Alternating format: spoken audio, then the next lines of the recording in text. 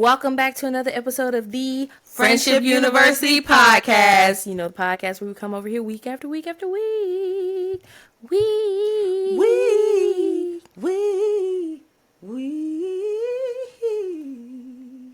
like that. Clip that. Use that. Yes, telling you how people are our greatest resource, and we are encouraging you to be better as we are also being better with you. And we're hoping that our troublehood and things that we have gone through trials and tribulations. You know, when the elders be like, I went through it so you don't have to go through it. Yes. And we're not technically elders. We're not elderly at all. Not elderly. Older than some. Older, closer than close. Yeah.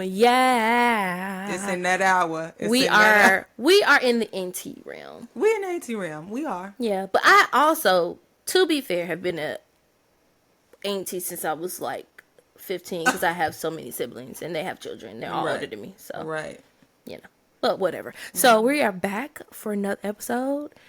Welcome new, welcome old, welcome one, welcome all, welcome everyone. We're so happy to be here. Man. I'm Christan, if you do not know, and I'm joined by my lovely co-host Tarrah. Look at the turquoise. Doesn't she look so divine? You know, I was just trying to be like you because you had the like spring, summer colors going on. I'm feeling really bikey. Got my bike jacket on. You know. I should take my zippers down. Yeah. Yeah. You know, it's about the juxtaposition because you have better tell the juxtaposition, y'all. There is a random letter there. You probably cannot guess what it is. If you know what letter it is, put it in the chat. Yeah, but you got the biker moto situation next to the floral spring, the summer situation, which gives very much fashion trending forward. You know, honestly, to be fair, it's very hot outside, so I probably will not be wearing this outdoors. Yeah, but it's a look. It's about the look. It's a look, and don't ask me no questions. When I saw that meme and it was like, you got a jacket on, and people were like, why are you saying it's hot? Just take your jacket off. Because it's a whole outfit. It's an outfit? It's an outfit. And don't ask me no questions. It's a look. I'm not taking my jacket off because it brings it all together. And now it would just have to be hot. Now you just turn the AC up is what we can do. Actually. We're not going to mess up my fit. Because I'm not going to mess the fit up. Like, it's all about the vibe. Period. Thank you. Yes. So we are back for another episode. And y'all know how we like to do. I feel like Tarrah got her revenge last episode. We're going to let her get her revenge a couple of episodes down the line. But we have a new game. Let's do it. This week. And I want to see what you got. I'm nervous. Is called Friendship Trivia. Let's do it. Now, granted, you hear that, you think, could it be friends, like, do you know me? Is it trivia about me? Is it trivia about, like, what is that? It's actually just about pop culture. I'm going to ask you some questions about friendship dynamics and pop culture. Okay. To see if you know the answer. It might be fun. I may throw actually a couple of psychology questions in there too, because you know she has a background in the minds. She's just study. She's a studious person. She's so smart. Oh, thank you. Likewise. Okay. First question. Dun, dun, dun. We need sound effects right there. Huh? Yes, we do. Right okay. Yes. What 90s show followed a group of friends navigating college life at Hillman? Different world. It's a different world than where you come from. Yes, it is now. Yeah. It's our chance to make it well. And if we focus on our goals, we can dish out. We can take it. Yeah. Just remember that you've been told. It's a different world. Yes. Hillman Universe. A different world. I wanted to go to Hillman. I was like, I'm going to Hillman. Didn't you realize it wasn't real school? It wasn't. I really remember. Was it based on Howard and Spelman put together, right? Yes, but I also think it was kind of like just a culmination of HBCUs in general. You know, yeah, for sure. Very cool. But very much so, Howard and Spelman. Or it makes more sense that it could have been Howard, Spelman, Morehouse. Yeah, that makes sense. Yeah. That makes sense. For sure. Mm-hmm. Okay. Correct. What gospel friendship duo release God Provides and often refers to each other as sisters? Now, this was a song I'm really not that familiar with. I had to listen to it, and I was like, oh, this was not a radio hit. So I'll give you that. It wasn't as...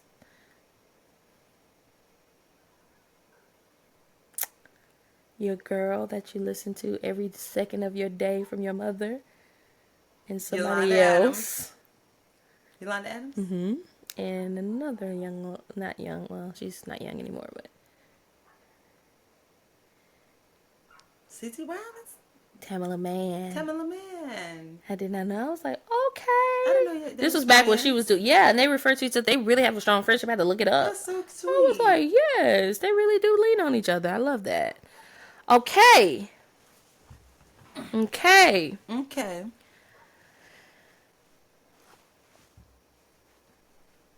What animated movie features the song You've Got a Friend? Toy Story. You know it. That's one of my favorite animated films.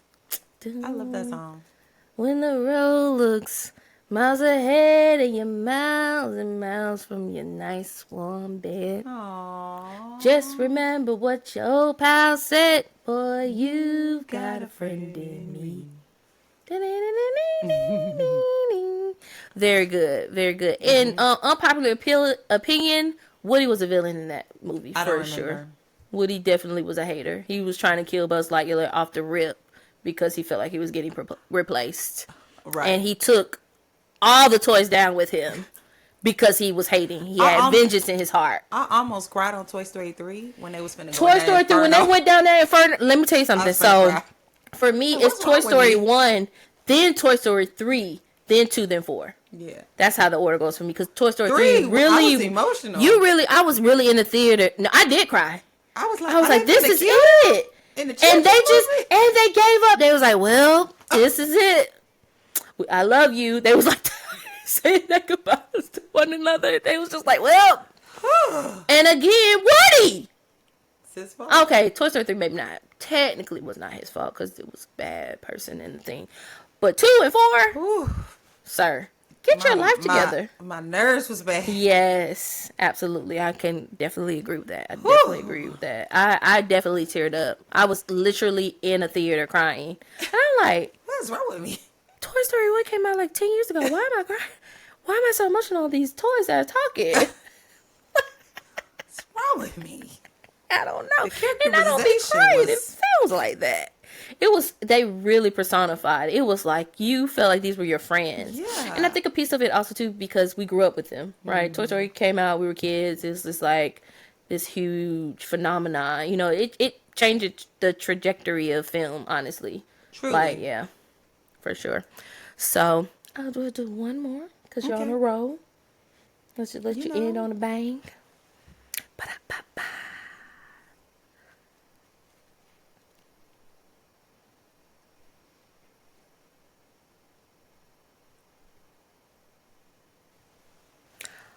What movie tells the story of 4 friends from Chicago growing up in the 1960s with a love for singing?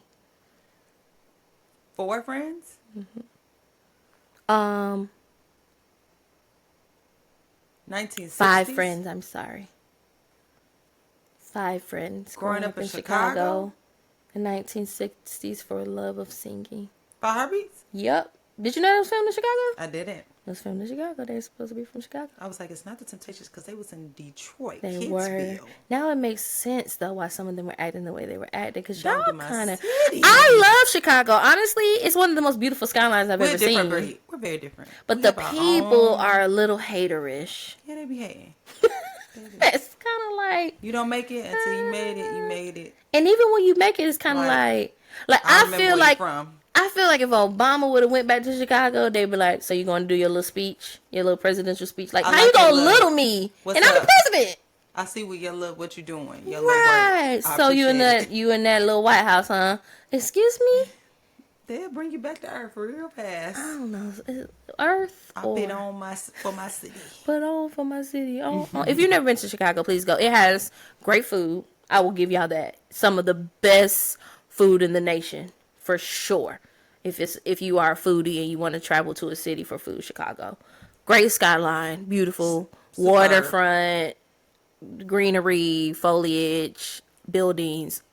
Very beautiful vibes, and the for people sure. Are flavorful. And the people are flavorful. They're flavorful. I'll give you that. You got flavor. I'll give y'all that. The people from Chicago kind of almost remind me of DC as people. I can see that a little bit. I can see that. Like, and not just like modern day, but like the 70s, 80s, kind of like black DC people. Oh, I wouldn't know about that. I mean, I'm just thinking about like. DC is no longer, it used to be considered Chocolate City. I would not consider it Chocolate City anymore. But when it was considered Chocolate City, I would kind of flavor it towards. What does Chocolate City mean? Like, it was very heavily black. It was the chocolate mecca. This is where black people came, the prominent, to do well off, beautiful crowd came out to DC during that time. So, yeah, for sure. Okay. Y'all know where we headed. Kick us off. 1, 2, 3, 4. Artist. Corner. Artist. Where we at? Corner. We in the corner. With who? With the artist. Yeah. I'm gonna get that drum set one day. And y'all gonna hate me. For real then. Okay. Yes, this week it's on me again. I'm still at the whiteboard. I know you all love Tarrah, but I'm still up here, TT. Welcome back to another episode. This week I felt like we could talk about investing in rest. Woo! You know, I think my account is low and I need a little bit of rest. I feel you. You're just so diligent. You, my friend, are original gangster. It really is the Holy Spirit. Driving force. Can't take no part. Determination. Dedication. I would go with you all over the world because you know what? You're not a punk. I appreciate that. You too. You're not scared. A hard worker. And you're not scared of failing. You just be like, I'm gonna try it. Cause what's the worst that could happen? What is Tarrah? Let me tell you. And I love this about you. I'm scared what you call. Cause I have seen you evolve through many chapters of your life. I like to call this version Tarrah 2.0. You might be in 3.0 at this point. I knew you were different when I came to visit you and you were like, yeah, I want to do these pictures in XYZ in this place that was like open where you technically probably shouldn't be doing like public photos and stuff. Like, I think at one point people did ask us to like leave and we kept taking photos. It was like, we're going to get these shots. And I was like, she really doesn't care. She wants to get what she wants to get. And there's nobody that's going to... And this was kind of before or kind of around the craze of like social media where people are going online. You know and when like, I was taking your pictures? Yeah. We was upstairs in Navy Pier in the garden. Haters. They were haters. That's the point of the garden, to take pictures and get out of here. They were such haters. That's so true. That's why I didn't listen. They were and you kept going. And when I tell you, Tarrah will be like, okay. And she'll be like, click. Because what are you going to do? You going to arrest me? You're not. Go on. RoboCop. Rent-a-cop. But no. I was like, oh, because I knew that wasn't something you would have done 3 years prior to that. You know what I mean? I was scary. Yes. You were timid. Yeah, I was timid. Yeah. Reserved a little bit. Mm-hmm. Could perhaps, sheltered, if you could say. Like, and I said, oh, yes, I like this person. And the pictures came out fire. Beautiful. It was a beautiful establishment. Let's just say there was a restaurant people were eating. We didn't care. Pictures are going to get taken. Who cares? You're not in the photo. So continue eating your ganache or whatever you want to eat. But yes, so this week, investing in rest, right? I think we talk a lot about self-improvement. That's one of the pillars, honestly, you could say, of this podcast.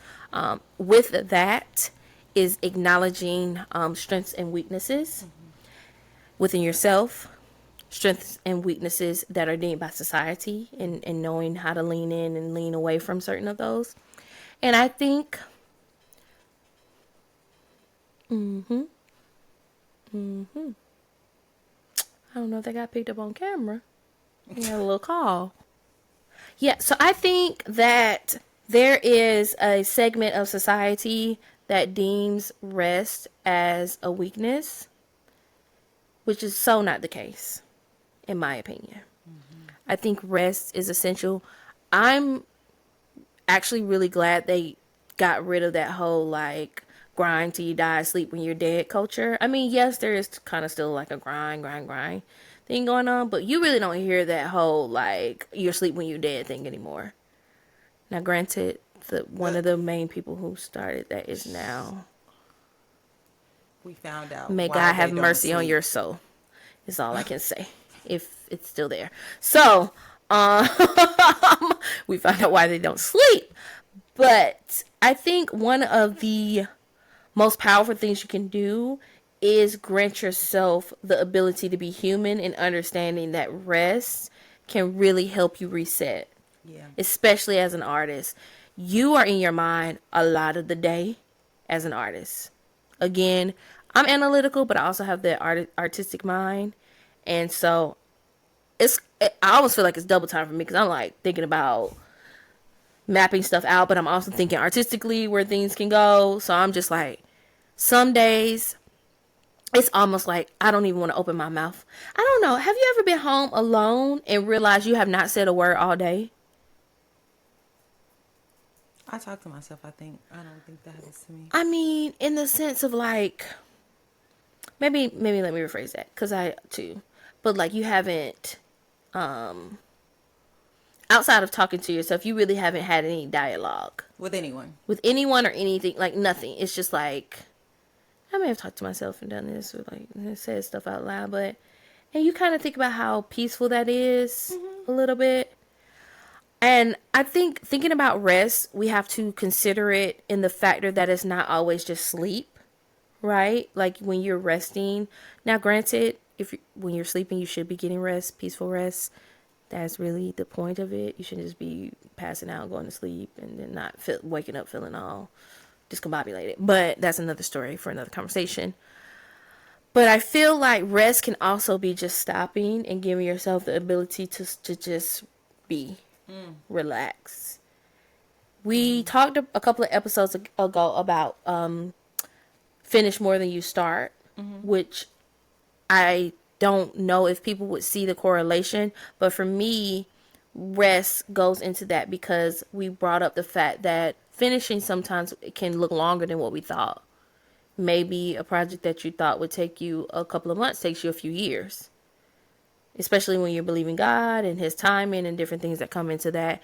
And in those moments could be rest. It could be moments of like, hey, actually, you're just not doing anything. You're relaxing. And I don't want to use the term relaxing. Actually, you are taking your hands off of it and just being and trusting that it's still going to produce what it needs to produce. So I really wanted to bring up the fact that investing in that notion that rest aids you and pushes you forward is for your benefit. We think about pauses, especially when we have these timelines. It's just like timelines. I gotta get this done. Yeah, I need to do it. And sometimes it's not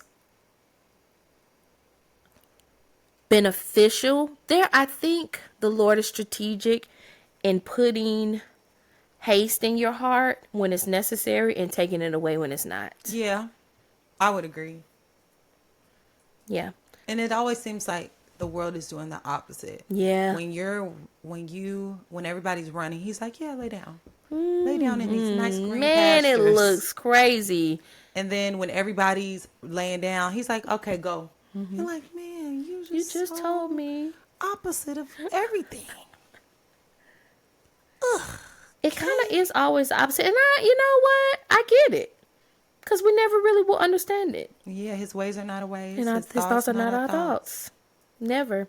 So, invest in yourself. And rest can also look like taking, how do you say, I think right now self-care is really big. That could also be rest, right? Mm-hmm. Maybe you're like, today I'm just going to do some self-care activities.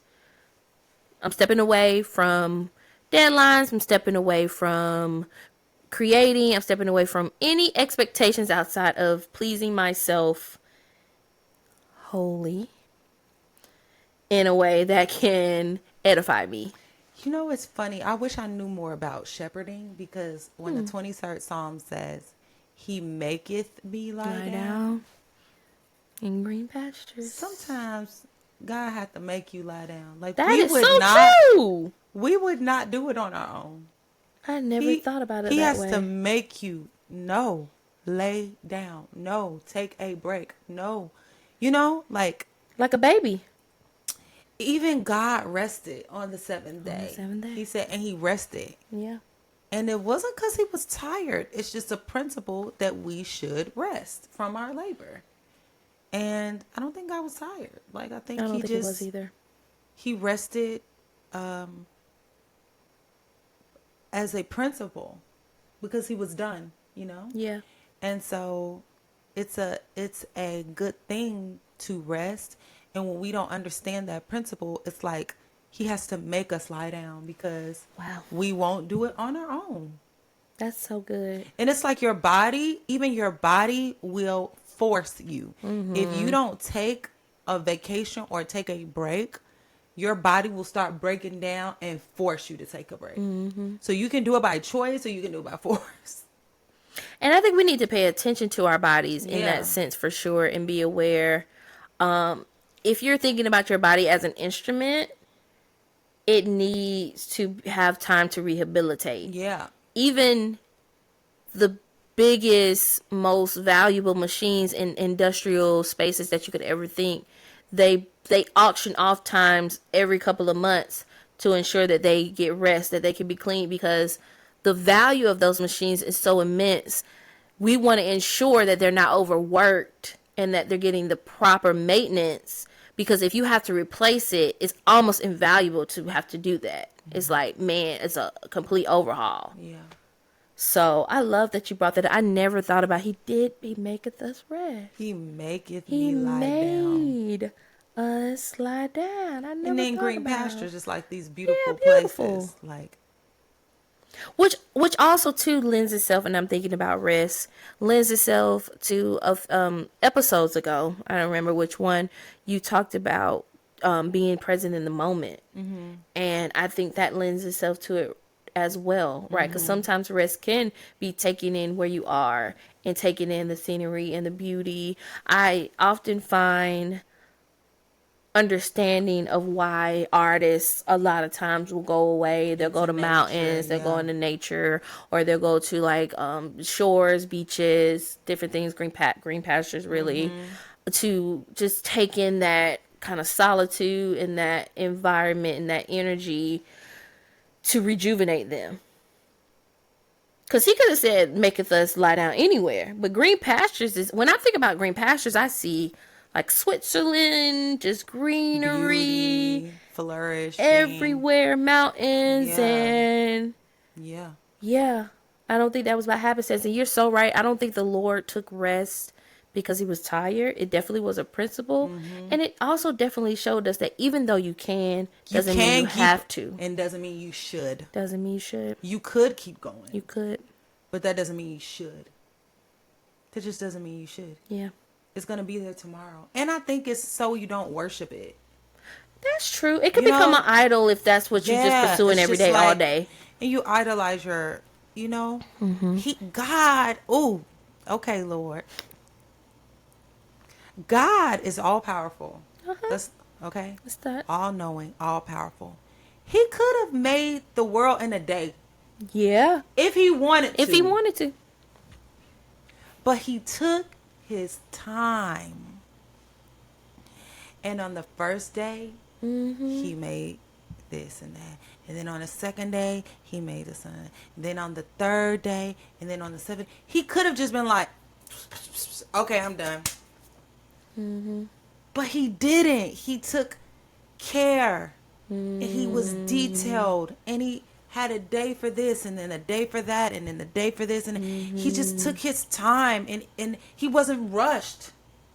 He wasn't like, oh, I got to get this done before. Yeah. No, he just took his time. And he looked at what he made. He said, that was good.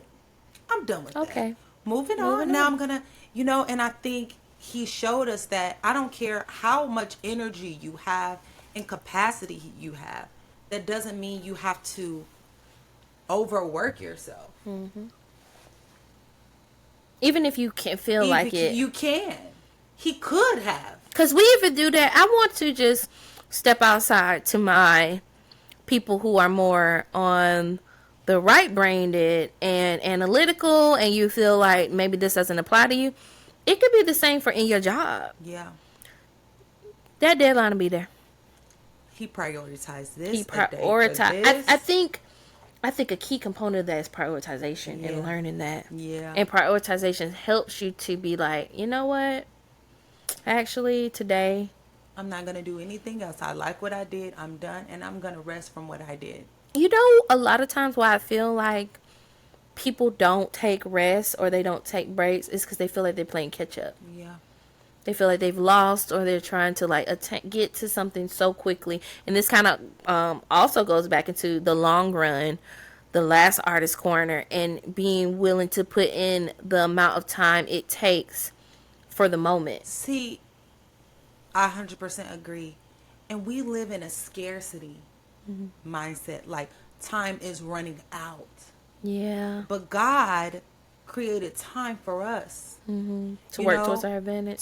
For us, to help us understand. He sits outside of time. The Bible says that a day is as 1,000 years to the Lord, and 1,000 years is as a day. Like, he's not bothered by time. That's why when we beg him, Lord, oh God, please buy my eggs, and I'm supposed to be here by then, and God's like, you'll be all right, because he's not at war with time. Mm-hmm. Time he owns it. He owns time. Time is subject to him. That's why the Bible, if you go Bible, says he can restore the years. He can redeem the time. I think a mark of restoration is redemption of time. Yes, for sure. He can make stuff speedy. He can like when the Bible says Isaac sowed seed in a time of famine. Mm-hmm. Okay, wait a minute. The time was famine in the land. He was able to overthrow and move above time to sow and still reap a harvest. What does that tell me? That tells me that if I'm in God, I don't have to be controlled by time and time constraints and what people are saying can do, and you have to be here by this time, and if you didn't make it by the time you're 20, you're never gonna make it, and if you haven't produced your first film by this age, it'll never happen for you. Like, no, when you're with God, the Bible says he works it all things together for the good to them that loves you. So it means that the time that love him and to those who are called according to his purpose. So it means the time you felt like was wasted doing that little job, doing that thing that didn't matter, helping these little kids and not thinking about you or doing X, Y, Z, he will use it for the good. Yeah. And make it, put it all together and make something pop with it. And nothing is missing and nothing was broken and nothing was without a purpose. Yeah. That's so true. That's good. Even Jesus had to live for 33 years. Man. He sat as a King of Kings and Lord of Lords in our world for 33 years to fulfill his destiny, which was to save the world, right? So it's just like God is not in a hurry. It's in his timing. There's a difference, I think, that people have to understand between diligence and the hurry. right? You feeling rushed. Like, you can be diligent in what you're seeking and not feel like, I gotta go right now. Gotta go. Who's the one that's always running? Do you ever see a king running? Never scurrying. Never. They are relaxed. They are taking their time. They are never rushing. Do you ever see a king rushing? No. Do you ever see a king nervous? No. Why? Because they run everything. Everything revolves around them. They're not tripping, you know? And so it's just like, when you know who you are and you sit in your authority, you're not bound by this time and feeling like it's never going to happen for me and I have to do this and I have to overwork myself and never rest because no team, no sleep. And if I don't ever sleep, I won't, accomplish my dreams. And there's a place for hard work. The Bible says, talks about the necessity of hard work. But that's not the thing. It's the difference between being diligent, overworking yourself, working yourself. That's what I'm saying, because the Bible also talks about the diligent hand. Yes, it's made rich. Yes. So yes, there's a purpose, but we should have a rest. It's a principle that God showed us, and I can say, I am from Chicago. These people have 5 jobs. They like Caribbean people. I know it's weird because y'all really do have I was a teenager with multiple jobs. I have always done a lot of things. And rest for me was not a thing. It was hustle, hustle, hustle. It's a very much hustle culture. And God teaching me how to rest is still something I struggle with. Still something he have to be like, make me lie down. Because I want to just do. We see it as weakness. And it's like, and we put so much value in the work we do as a person. It's like, if I'm not working, what value am I in as an individual? I'm worthless. Which is not true. That's how you feel, though. I get it, for sure. I'm someone coming off of that. Yeah. So it's so interesting how God is like, yeah, your worth is not what you can do. It's in who you are. Who you are. It's in who you are. That's why he could take away all your ability to perform. And you still are worth everything to me, because it's not about your performance. It's about who you are to me. If you have a child, just think about your niece and nephew. We're both proud aunties. We don't have any children of our own yet. But we are proud aunties. You don't care nothing about what your niece and nephew have done as far as how you feel about them. They come tell you, look, TT, I did this, I did that. It's just like, that's great. Give me a hug. Like, I don't really care. I mean, I care and I'm happy for you, but that has nothing to do with my love for you and how much you mean to me. Nothing to do with it. Like, I don't care. Like, I'm proud of you and I want you to do well, but that doesn't change how I feel about you. Yeah. Yeah. I just love you because you're here. You exist. You exist. Literally because you exist. So true. That's how God feels about us, I believe. 100%. So. That's great. That's why he can be like, just get your rest. Like, what are you? And you just, I gotta make you a picture. It's 3 a.m. If you don't go to bed,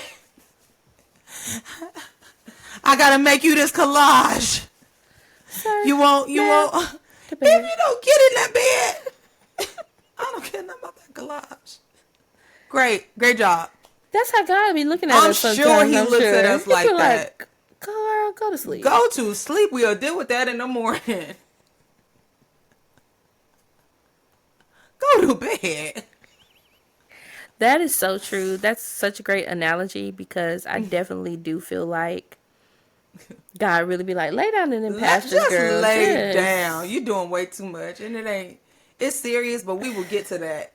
And resting and sleep specifically is so necessary to mental capacity. Yeah. Like, there have been studies that have shown that people who are sleep deprived can become psychotic in the sense of committing crimes. Wow. Like, unaliving people. Wow. Even some people driving and didn't know and getting in accidents, all kind of stuff. Your mind is muscle. It does need time to recuperate. Recover and recuperate. Yeah. For sure. Yeah. So God knows how he made us, like, what we need to be our best. And it'll be there when you wake up. Yeah. And that's why I say rest isn't necessarily just sleep. When I think about rest, I do think about sleep. But rest is also just, for me, a stopping point. You just stop. Okay. All right. Enough. All right. Taking my hands off of it. They even say, like, in... I do like project work and different things like that. And when you're dealing with like complex situations and you're really trying to like put puzzle pieces together and solve problems, sometimes they say, if you just stop for a second and just do something completely adverse to what you are doing right now. So as a project manager, if I'm like putting all these pieces together and trying to figure out, if I just stop and like go and look out a window or color, stop and just like color a picture, it opens up receptors in my mind to solve the problem, because I have stepped away from it now and been able to give myself a bigger, broader scope. Yeah. That's so good. That's great. Yeah, so y'all just rest. R-E-S-T. R-E-S-T. I was about to say R-E-S-P-E-C-T. Respect the rest. Respect the rest. R-E-S-P-E-C-T. R-E-S-T. Know what it means.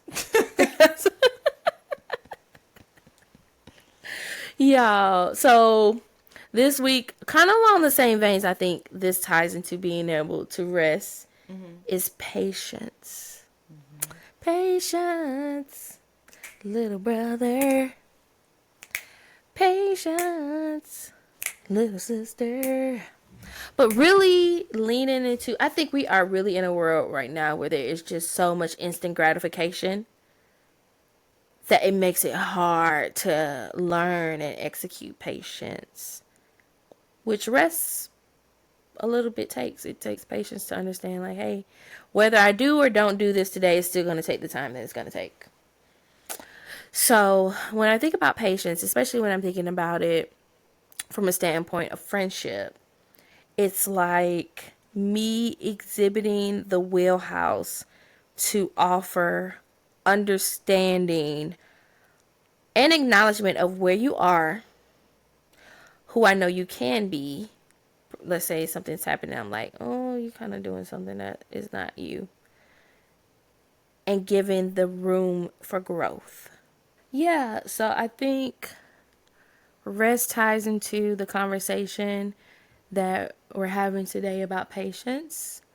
Because I think it does take patience and trust to rest, for sure. For sure. You said that lay down in pastures. That really hit me. It stirred something up. It's got to make you lie down. I'm trying to keep on with this podcast, and I want to take off running. Like, seriously, I want to really just get on my face right now. Like, Lord, you do it. I could cry a tear right now. But really leaning into the fact that you don't have to go according to what society tells you, because we are in such a like instant gratification culture. Yeah. Like microwave, boop, boop, boop, press that popcorn, I want it right now. My TV dinner, like everything is just like, I want it right now. You can get everything at your fingertips, whatever your wildest desires, they say. Which doesn't teach patience, which is necessary not only to have as an individual for your own personal growth, but to have a community. If you want to have friendships or relationships with anybody in general, you have to have a level of patience. And don't just be like, your patience is short. Oh, I'm just a short patient. I just have no tolerance for foolishness. Who are you to say you don't have any tolerance for foolishness when God tolerates you every single day? You are a fool. You are a pillar of salt. You are dust of the ground, if I can really be honest. And I'm not saying this of my own volition. These are words from the Bible that the Lord has called you. So, like, we just have to be clear. If he didn't breathe life into you, it would be nothing. Yeah. Without the Lord. There's an old song that says, without God, I would be sinking. That's true. Without God, I would fail. Without God, I would be drifting like a ship without a sail. Amen. Yeah. Amen. Without God, you in bad shape, as the old folks used to say. You in bad shape. You up a creek without a paddle. Man, Them old folks you need some help. You need some help. The older you get, the more you recognize your need for God and your need for help. Like, you don't have it together. Without the grace of God, you would be in a bad way. Yeah. And just even on a physical level, not executing patience is a sign of pride, I feel like. I think it's like, for you to think that you're so above also needing the same thing when people are doing anything. Now, granted, patience looks different in different scenarios. It, again, is situational. Everything is kind of situational when you think about it. But there are some kind of standards that kind of can go across the board. And if you are so like above giving someone the opportunity to be human, essentially, is what it is. Mess up, have flaws, make mistakes, do things, say something that's not the best or the right thing to say at that moment, make a mistake. We talked about betrayal a couple of episodes. Even that, I think, rebuilding trust takes patience. Forgiveness takes patience. You know, yeah, because pride is selfish focus, right? It's me focus. It's like, why is it so hard for me to exhibit patience? Because you're slowing me down. I'm trying to get somewhere, and you're coming. I didn't think about that. You're that way. You're negatively affecting that. Wow. It's like, get it together, you know. And we just talked about rest, so maybe that's your sign to rest. Maybe someone doing something to slow you down. Right, and maybe you don't have patience for them because you don't have patience for you. That could be true. I completely agree with that. I think we oftentimes exhibit the behaviors in which have been exhibited upon us. Yes. So if we have never been dealt with in patience and love and kindness, it's hard. If you've never seen it, you know what I'm saying? It's almost like asking you to make a meal of ingredients you've never seen. You've never seen how long this is supposed to cook. You're just kind of going off of a whim. We agreed. And we often attribute our values to others. Which is true. So it's like, if rest is not important to you, you don't see why it's important to them. Yeah. You feel like it's being lazy. You can consider it laziness. You know, you feel like it's being, unproductive. When it's unserious. When it's really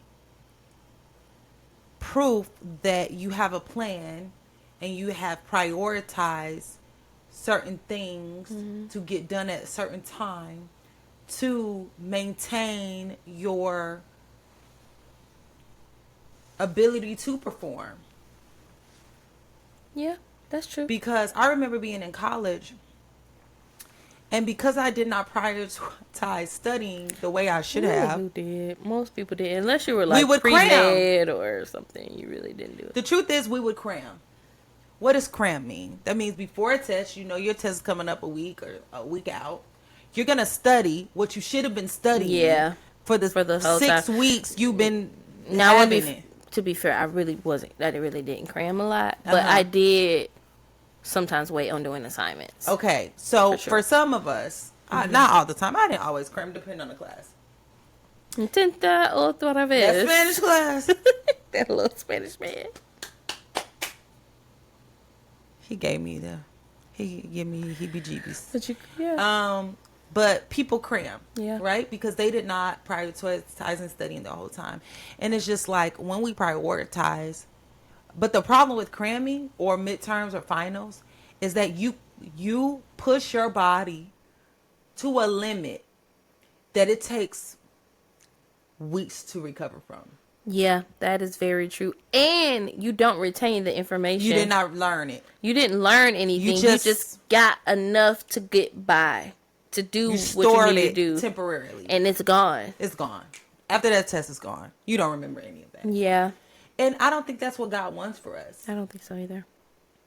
Like, when we go through the things, we should be learning, we should be growing, not let me just get through it as fast as I can and miss everything in the process.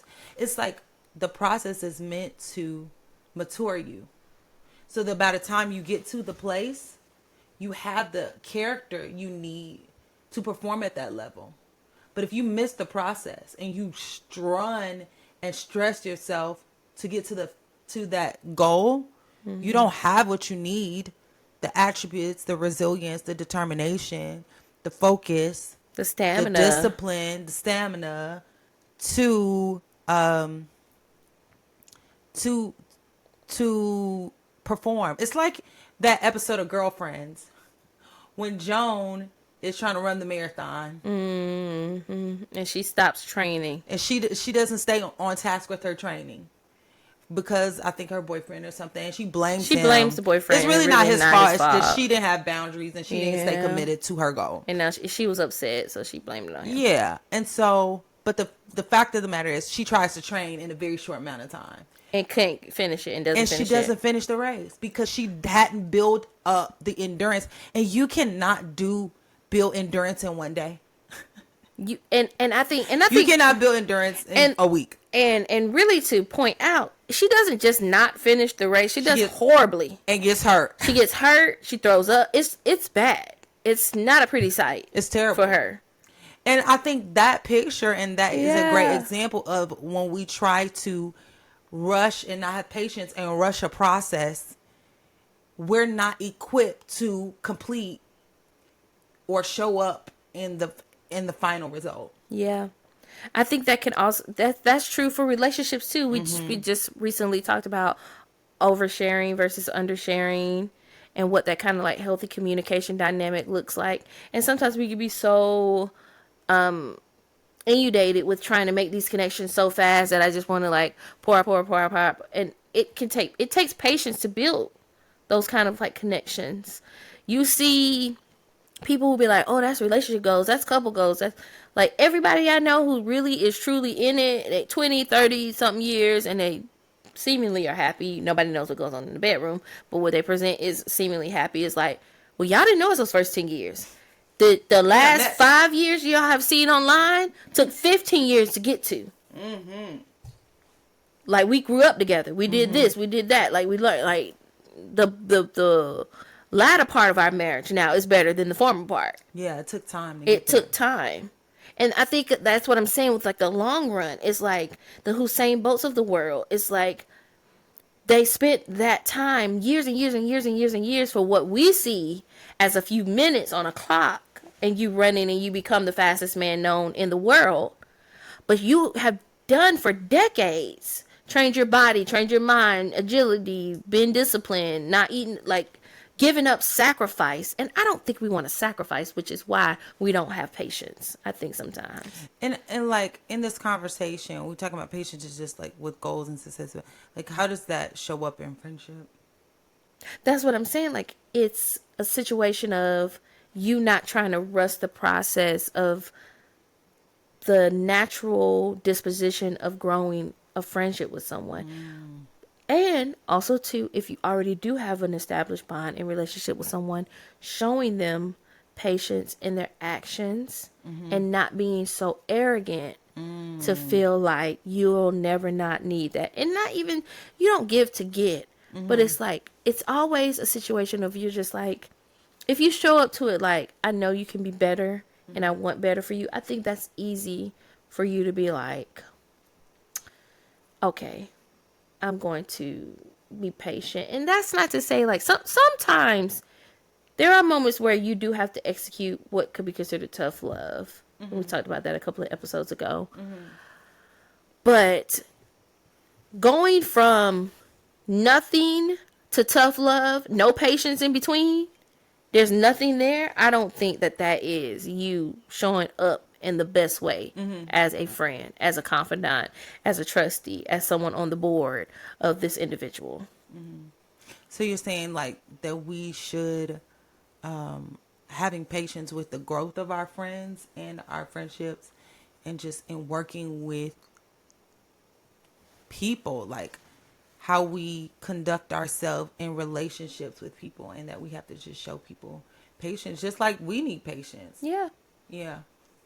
And understanding that you may very well see someone as their ultimate self, their highest self. Like maybe God has shown you like this person is this, like they're not acting in accordance with that now. Okay. Their character is just like, they're really not.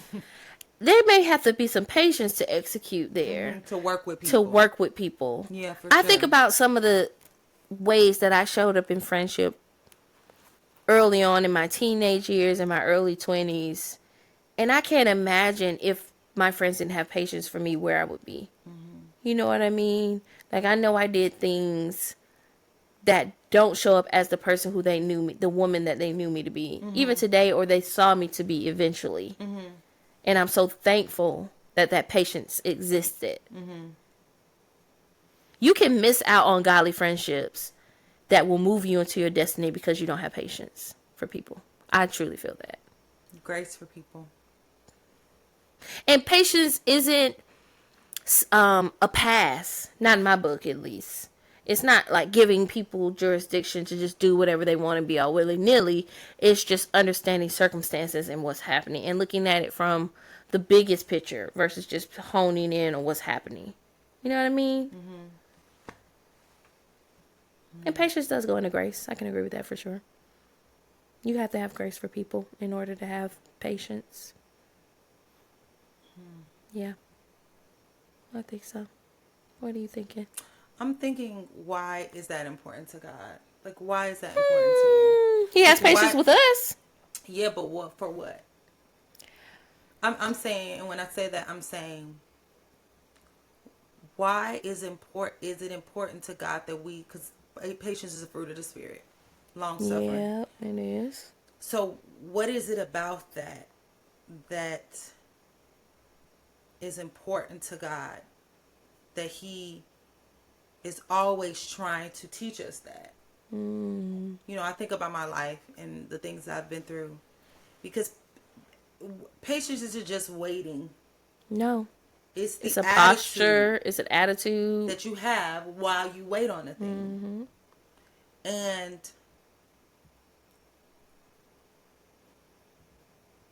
good things take time. I think it goes back to what we talked about at the start of this conversation. God could have made the world in a day. He didn't. He took his time. He did not rush. And I think that is a principle that he wants us to know, like, do it well. I think if you do it well, you don't have to do it over. Do it well, not fast. It's not about doing it fast. It's about doing it well. And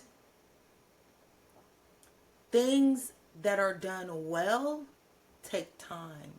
Any time that we try to shortcut, that's what a scam is. John the scammer? You're trying to make money quickly in a fast way without, building it with diligence on something real, right? So anytime it's like, oh, I'm going to do this super fast. It's like, do you want fast or do you want it done right? And if you want it done right, it's probably not going to be fast. And if you want it done fast, it's probably not going to be done right. Yeah. It's not usually both. You get what I'm saying? Like, if it's handcrafted and done really well, it usually takes more time. Versus, we just assemble line, everybody's the same. Yeah, that's true. And you can't hack a friendship. You can't have it both ways. You can't hack a person. Like, it takes time to learn a person. And if you feel like you're hacking them, or that's manipulation, which is witchcraft. Yeah. But it's just like, anything done well takes some time. And it's like, we're so used to seeing the end result, and we want the end result without getting the steps it took and the process it took to get to that. That's what I'm saying. God is all about process. When I tell you, baby, you can't backdoor that process. You're never, if you are walking with the Lord, you can't backdoor that. You'll never outrun it. You cannot pull he knows if you don't have no character. Like, process and time develops your character. It's a verse in the Bible, James. Character development. It says, count it all joy. When you have these diverse temptations and trials, because of trying up your faith worketh patience, and patience, endurance, and endurance, character, and you won't lack nothing. You know? And the truth of the matter is, when you go through things over time and have to bear a thing for an extended period of time, you learn patience, to wait, and to wait well. Wait well. Because it's important. The attitude is very important. With the right attitude, right? And the right posture. And then you won't not only learn to wait well, you learn to endure and not give up on a thing. We're just talking about that. Yeah. Not give up on a thing. And then you learn, you mature. It matures you. You're not like a little kid where I gotta have it and I gotta have it right now. And if I don't get it right now, I'm finna turn this place upside down. I am so glad you said that, because I feel like patience is an ultimate sign of maturity. 100%. You can't wait. You can't wait for it. It's probably not worth having, anything, And so it's so funny, because when God says, oh, they learned it, he'll speed it up for you. Yeah. He'll redeem the time. We talked about redemption, and the restoration is a mark of restoration is a redemption of time, I feel like. Yeah. And for him, it's about, did you learn the lesson? Did you grow? Was your heart purified? Were you purified? Were you changed? Were you refined? And once that is there, okay, the stuff will come. Okay, all right, boom. But what my point is, have you been developed to the point where you're a mature offspring? You're mature. I can trust you with something. Yeah.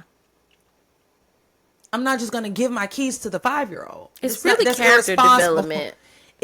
Patience is meant to develop your character.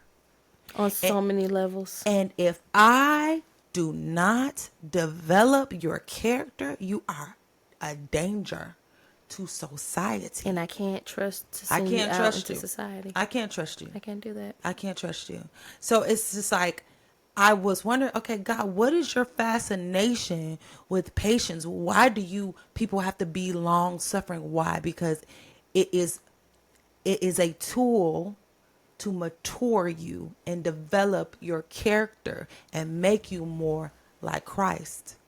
Make you a daughter, make you a son, because God don't rush. He just don't rush nothing. He take his time. Never has, don't have to, won't, will. Never will. He takes his time. They talking about, man, when will the return of the Son of Man come? They asked Jesus to that. Listen, me and my Father one, and I don't even know. The Father is the only one that knows. He don't know. So God, he is the author of this. The Bible talks about he's the Alpha and Omega, beginning and he's the first and the last. And the Bible says that Jesus is the author and the finisher of our faith, which means it's his responsibility to make sure we're developed. And part of that is not giving you what you want whenever you want it. It's making sure you get your stuff done. It grows you up, though, when you learn that everything is not at your hands. I mean, we've seen what that does to people countless times again. It's not good for people. It's not good. It doesn't yield good outcomes when people feel like they have the world at their fingertips. And they have no character.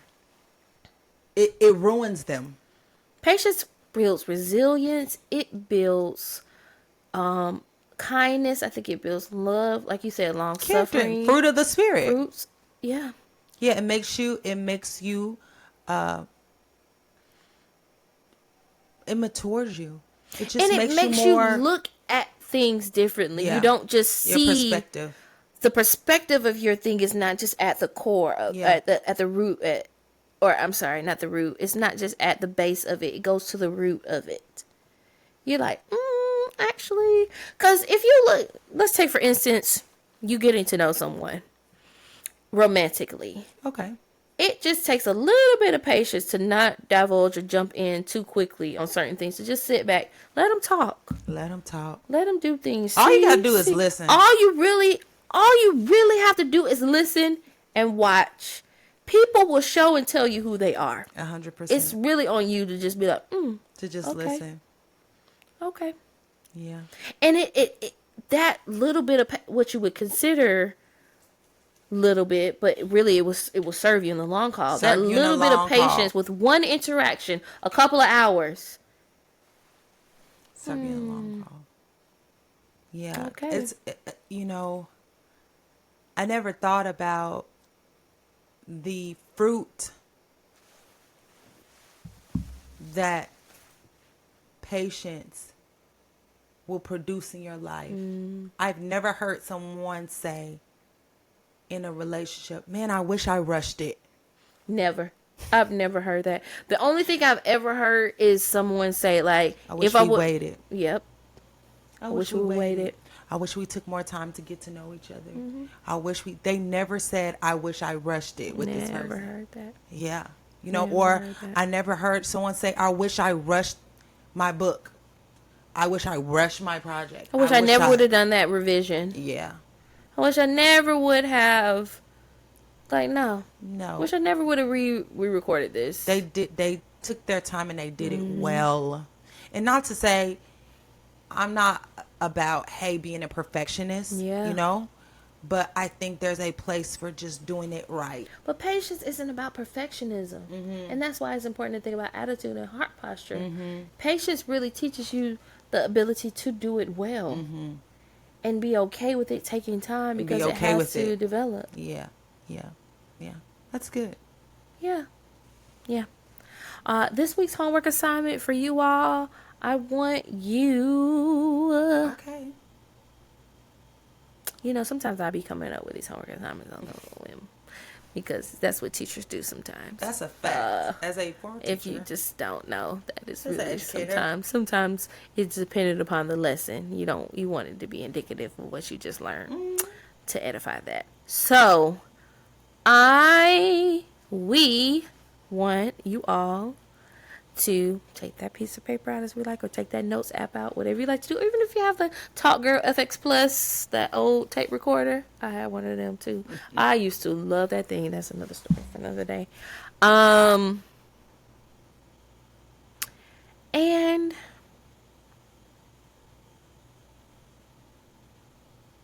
I want you all to write out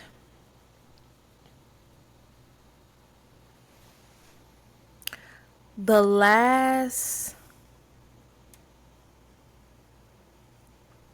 thing you executed, how long it took, and what the outcome was. And when I say executed, I mean it could be anything. The last meal you made, the last project you worked on. It could be artistic, the last hobby you picked up, the last project at work you worked on. Write out that item, and then write out how long it took you. If you felt like you rushed it, if you felt that you had to rush, why did you feel like you had to rush, and what the outcome was. And if you felt like you had to rush, if you felt like you had more time, what do you think the outcome would have been, and what the difference would have been in that? I feel like that's what I feel like for this week. So y'all, you know what to do. You know what to do. Like, share, comment, subscribe. Send this video to the last 5 people you text in your phone. Do whatever you need to do to make sure it gets out. Because once we get accredited, y'all, I don't want to hear it. So thank you for tuning in to another episode of the Friendship University podcast. We're so happy to be with you another week, and we will see you next Friday. Friendship Friday.